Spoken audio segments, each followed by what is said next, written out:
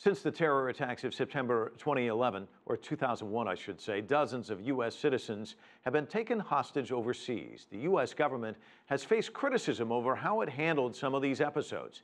Now, President Barack Obama is changing U.S. hostage policy. CCTV's Jim Spellman joins us now with more. Mike, with this new set of policies, the Obama administration hopes to make it clear that the first priority is to bring the hostages home safely, all while better coordinating with the families of those being held.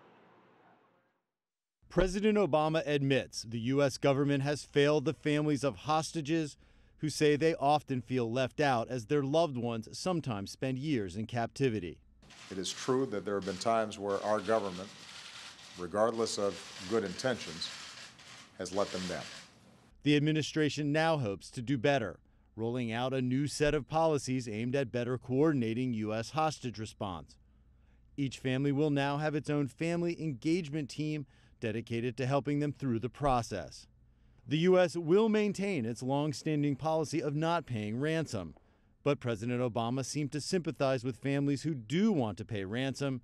He said no concessions does not mean no communication. I look at this not just as a president, but also as a husband and a father. And if my family were at risk, obviously I would move heaven and earth to get those loved ones back. Family members who do seek to pay ransom will no longer face the threat of prosecution, and the U.S. will now help families make contact with hostage takers. When appropriate, our government may assist these families and private efforts in those communications, in part to ensure the safety of family members and to make sure that they're not defrauded.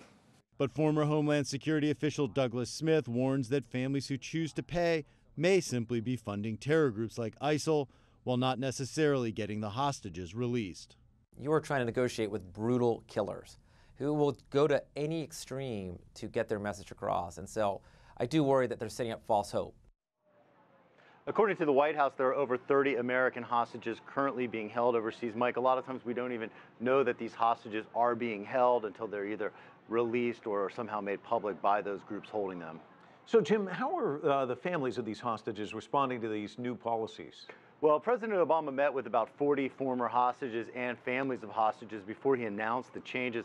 The White House described it as a very emotional meeting, as you would imagine. The family of James Foley, the journalist beheaded by ISIL, released a statement applauding the changes, calling them a first step down a long road. Mike? Jim Spellman from our newsroom, thanks so much.